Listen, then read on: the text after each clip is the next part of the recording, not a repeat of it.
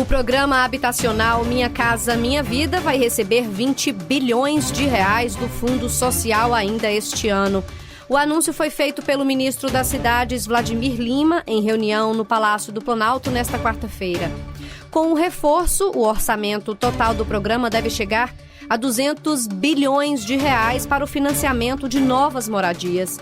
Segundo o ministro, o Brasil precisa de mais de 5 milhões e 700 mil moradias para superar o chamado déficit habitacional. O déficit habitacional ele tem 3 dimensões, né? Ele tem a dimensão da coabitação, que são famílias que muitas vezes dividem a casa com 2, 3 famílias. Tem aquela dimensão relacionada à questão da parcela. Muitas vezes a família está pagando uma parcela que é mais de 30% da renda, que a gente chama do ônus excessivo. Tem a outra dimensão da família que ocupa uma unidade rústica precária. A prioridade dos novos recursos são as famílias que se enquadram na faixa 3, com renda entre R$ 5.000 e R$ 9.600. Segundo o presidente Lula, a faixa faz parte das famílias de classe média que também sonham com a casa própria. Quando a gente pensou Minha Casa Minha Vida, a gente pensou para as pessoas mais pobres. Mas tem um setor da sociedade, da qual eu faço parte de uma categoria que não é considerada pobre, é uma categoria considerada média, de metalúrgico, de bancário, de comerciário, de químico, ou seja, das chamadas categorias organizadas, que a gente não está no cadê único, mas a gente tem vontade de ter uma casa própria.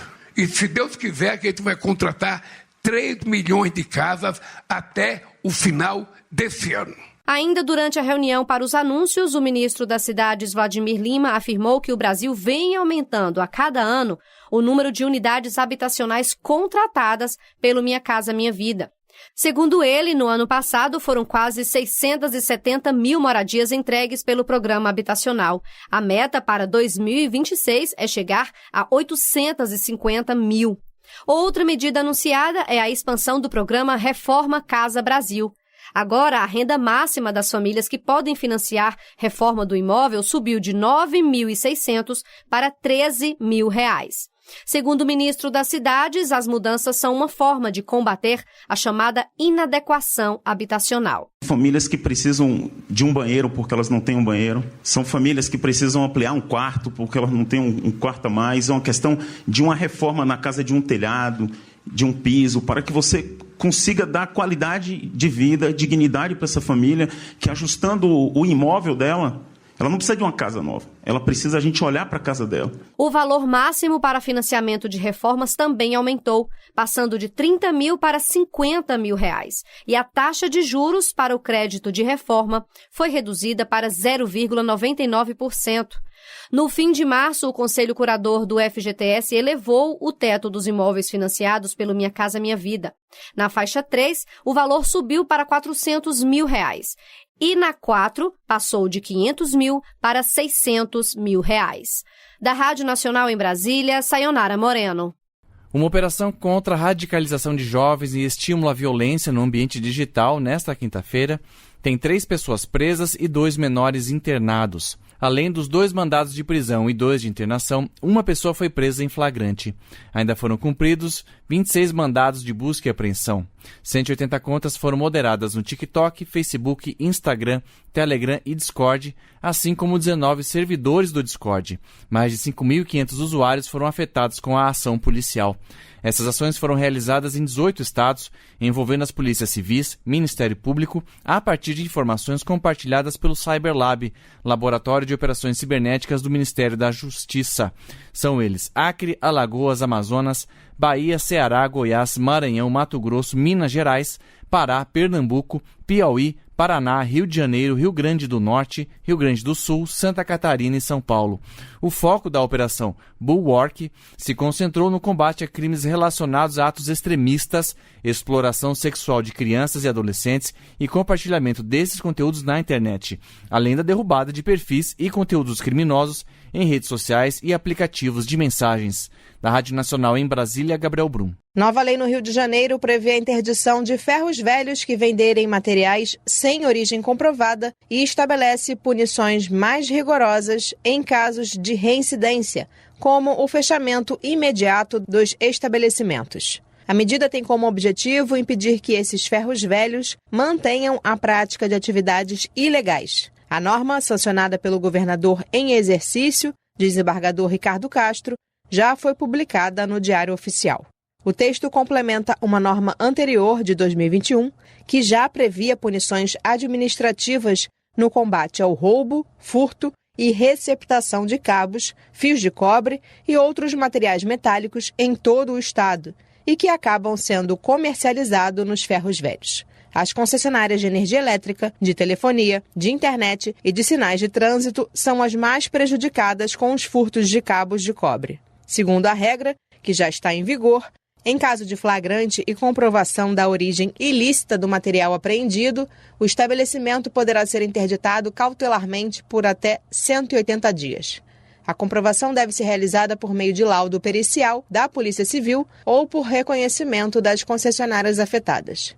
No ano passado, as Forças de Segurança do Estado apreenderam em ferros velhos ao menos 11 toneladas de materiais furtados e prenderam em flagrante mais de 440 pessoas. Com informações da Agência Brasil, da Rádio Nacional no Rio de Janeiro, Priscila Terezo. Reúna os amigos e a família e vá ao Bona Pizza. O funcionamento é de segunda a segunda até às 10 da noite. Localizado na praça de alimentação do Friburgo Shopping, o Bona Pizza oferece pizzas doces e salgadas, lanches rápidos, sucos e refrigerantes. Bona Pizza do Shopping da Praça. Telefone com WhatsApp 2523 3025. 2523 3025.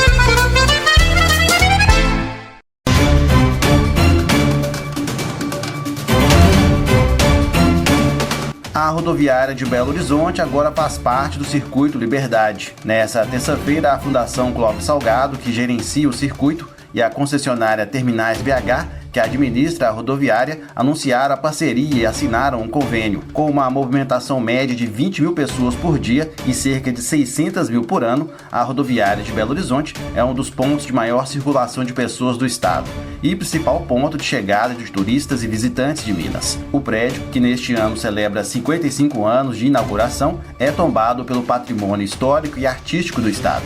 E com a parceria, será mais um espaço de atrações e atividades artísticas e culturais, explica Lucas Amorim, coordenador executivo do Circuito Liberdade. Quando a gente fala, da rodoviária, a gente está falando de um fluxo gigantesco de visitantes, então esse vai ser o nosso cartão de visitas, para todo esse ecossistema de cultura e turismo que a gente tem na cidade. Então, de forma objetiva, nesse primeiro momento, ações de promoção para a gente difundir o Circuito Liberdade e todo esse ecossistema, e na sequência a gente vai potencializar as ações culturais aqui no espaço, como por exemplo, o cinema, espetáculos teatrais, exposições de artes visuais e tudo mais, que a gente conseguir capitanear, com toda essa rede de equipamentos culturais que integram o Circuito Liberdade. O Cine Cardume ele ocorre toda sexta-feira, as exibições de cinema, de curta-metragem são gratuitas, então de imediato, para se qualificar, a rodoviária como espaço cultural integrante, é o que já tinha de cultural acontecendo aqui, que são essas exibições de cinema. Mas a tendência é a gente ir ampliando cada vez mais nessas ações, mas nesse primeiro momento, o foco mesmo na promoção cultural dos equipamentos do circuito. Para a diretora executiva da Terminais BH, Vanessa Costa,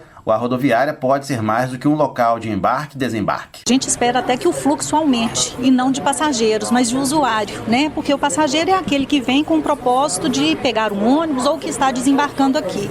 E o nosso propósito vai muito além, da gente atender aí usuários, população do entorno, para que vejam a rodoviária como, além de um equipamento para partidas e chegadas, um espaço de arte, cultura, para que ele possa ter uma experiência diferenciada, ou enquanto aguarda a sua viagem, ou então mesmo para conhecer uma parte do que é o Circuito Liberdade. Eu costumo dizer que a gente que é daqui de Belo Horizonte, muitas vezes a gente não tem ideia da dimensão e da quantidade de programas que a gente tem, culturais, para a gente usufruir. Um dos nossos objetivos também é mostrar isso para quem chega, para quem está aqui, o tanto que nós somos ricos nessa parte cultural. Ainda segundo a diretora, uma série de obras no terminal devem ser concluídas até o fim do ano e melhorar a estrutura para receber receber os usuários. Nós estamos aí finalizando a parte da impermeabilização, que era uma situação crítica aqui no terminal em razão do tempo de existência dele, né? O terminal ele tem 55 anos e isso traz um conforto maior para o usuário, porque no passado, nos momentos de chuva, a gente tinha muita infiltração, além de desconfortável, acabava sendo até perigoso de escorregar, tomar uma queda. Recuperação estrutural, a gente já avançou muito e já estamos na parte de conclusão também. Recuperação da pavimentação lá das plataformas de embarque, dos portões de entrada e saída dos ônibus. Essas são as últimas entregas que a gente faz este ano. E depois nós vamos ter os reinvestimentos, que na verdade seria a manutenção de toda a estrutura. Sobre o Circuito Liberdade, além dos museus e centros culturais na Praça da Liberdade, outros equipamentos culturais no perímetro da Avenida do Contorno, na Avenida Afonso Pena e no centro da cidade foram integrados desde 2020, totalizando mais de 60 atrações. A lista dos locais, com a programação e a agenda de eventos, estão disponíveis na página www.circuitoliberdade.com.br. Da Rádio Inconfidência de Belo Horizonte, Leandro Siqueira, para a Rádio Nacional de Brasília.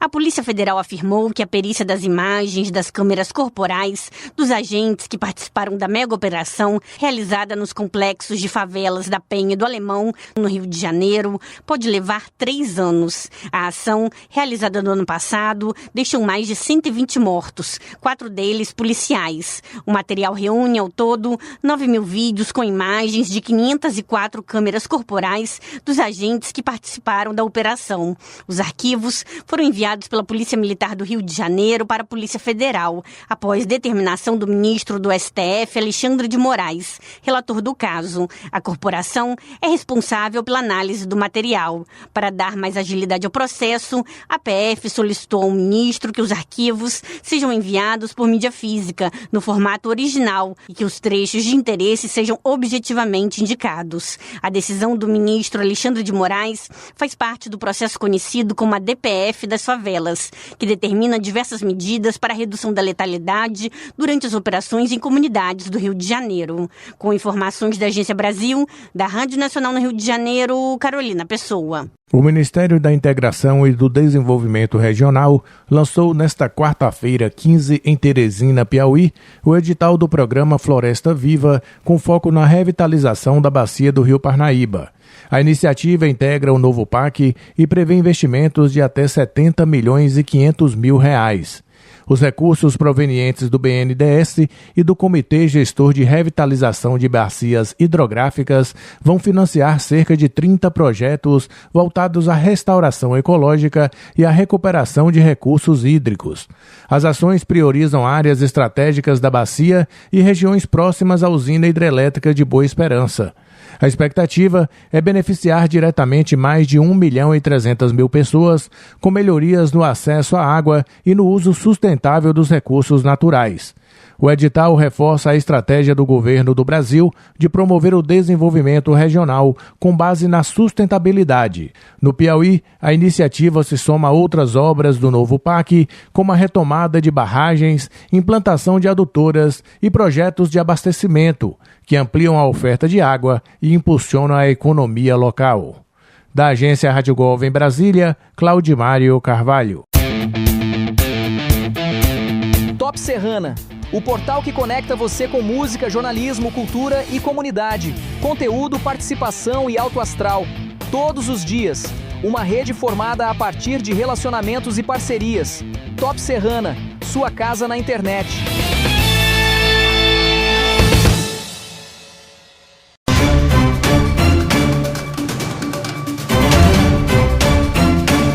O Alzheimer é um transtorno neurodegenerativo progressivo e a forma mais comum de demência, responsável por 60% a 80% dos casos em idosos. Quando as proteínas anormais, beta-amiloide e tal, se acumulam no cérebro, isso resulta na morte de neurônios, perda de memória, declínio cognitivo e alterações de comportamento. Não existe uma cura específica para estes sintomas, porém, existem formas de prevenir e retardar o desenvolvimento deles. Uma delas é o canabidiol. Experimentos feitos com camundongos mostraram que o composto foi capaz de reduzir o acúmulo de toxicidades na massa encefálica, restaurar conexões entre neurônios e melhorar a memória dos animais. O doutor Arthur Jatobá, médico especialista em neurologia, destaca que 500 componentes químicos podem ser extraídos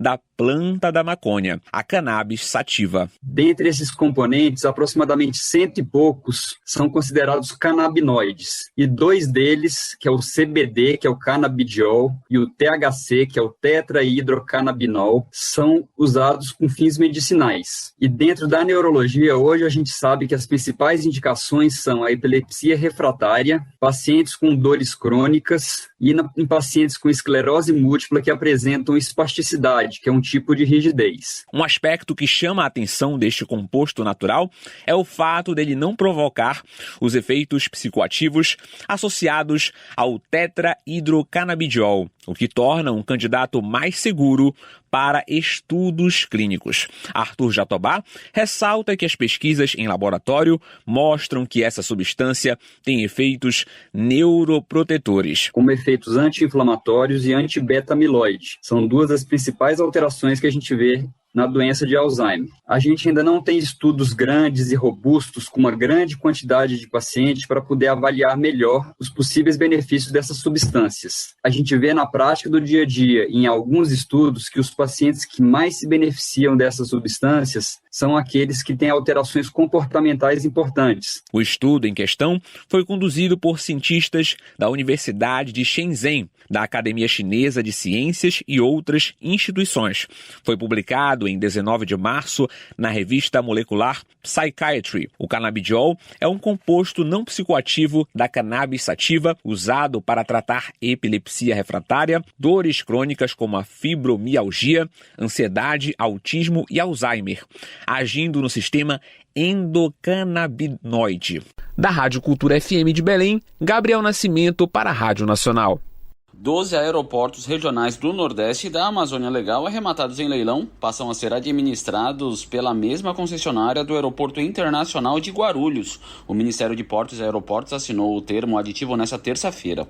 Com a medida, a concessionária GRU Airport passa a administrar terminais regionais de 8 estados. Os aeroportos foram arrematados na primeira rodada do programa Ampliar, realizado em novembro do ano passado. A concessão prevê 630 milhões de reais para modernizar a infraestrutura dos 12 aeroportos. Devem ser feitas intervenções nas pistas, terminais de passageiros, segurança e nas operações. De acordo com o ministro de Portos e Aeroportos, Tomé Franca, a medida beneficia não apenas o turismo, mas o desenvolvimento regional. O que a gente está falando aqui não é de turismo apenas, é também porque aqui a gente tem várias cidades turísticas, mas é de desenvolvimento econômico, é de repente surgir novas empresas, novas instalações de terminais, é de fazer desse aeroporto no momento em que a gente ainda não tem voo, mas fazer ali um polo comercial para que tenha receita. Entre os aeroportos contemplados, os de Paulo Afonso e Lençóis na Bahia terão um maior volume de investimentos, mais de 180 milhões de reais. Também receberão investimento Vilhena e Cacoal em Rondônia, Barreirinhas no Maranhão, Araguaína no Tocantins, São Raimundo Nonato, Piauí, Canoa Quebrada, Ceará, Serra Talhada, Garanhuns e Araripina em Pernambuco, além de Porto Alegre do Norte no Mato Grosso. Os aeroportos serão fiscalizados pela ANAC, reforçou o diretor Rui Mesquita. Exatamente isso, profissionalizar a gestão dos aeroportos. Tenho certeza que as concessionárias vão fazer isso, vão dar o suporte, nós vamos fazer da ANAC a correspondência para poder fazer um bom contrato e a fiscalização para, enfim, o progresso chegar às nossas cidades interioranas. A concessionária do aeroporto de Guarulhos já responde por mais de 1/3 do movimento de passageiros e agora amplia sua atuação na rede aérea brasileira. Da Rádio Nacional em São Luís, Gabriel Correa. O Brasil registrou um novo recorde de turistas estrangeiros. Em março, o país recebeu 1.050.000 visitantes internacionais. Número superior em 13% na comparação com o igual mês do ano passado, segundo informações do Ministério do Turismo. Assim, no primeiro trimestre foram 3.742.000 turistas vindo de outros países, número mais alto já contabilizado e metade da meta anual. Argentinos, chilenos e americanos lideraram o ranking de visitantes, conforme dados da Polícia Federal e da Embratur, a Agência Brasileira de Promoção Internacional do Turismo. Já os estados mais procurados nos primeiros 3 meses do ano foram Rio de Janeiro, com quase 900 mil visitantes, seguido por São Paulo, Rio Grande do Sul, Santa Catarina e Paraná. O ministro do Turismo, Gustavo Feliciano, afirmou que os números apontam que o Brasil vai alcançar de forma fácil a meta do Plano Nacional 2024-2027 para a chegada de turistas internacionais. Em 2025, o país teve um aumento de 37% no movimento de visitantes estrangeiros, frente ao ano anterior, e alcançou o recorde de quase 9,3 milhões de turistas vindos de fora. Da Rádio Nacional no Rio de Janeiro, Priscila Terezo. Choperia e restaurante Chapa Quente. Mais que um lugar para comer, um espaço para viver bons momentos. Na praça de alimentação do Friburgo Shopping, de segunda a segunda, o sabor ganha destaque. Petiscos preparados com carinho, pratos à la carte feitos na hora, comida quilo com qualidade e o chopp sempre gelado. Entrega em domicílio e atendimento para empresas. WhatsApp 229-9820-5534. Chapa Quente. Tradição, sabor e convivência à mesa.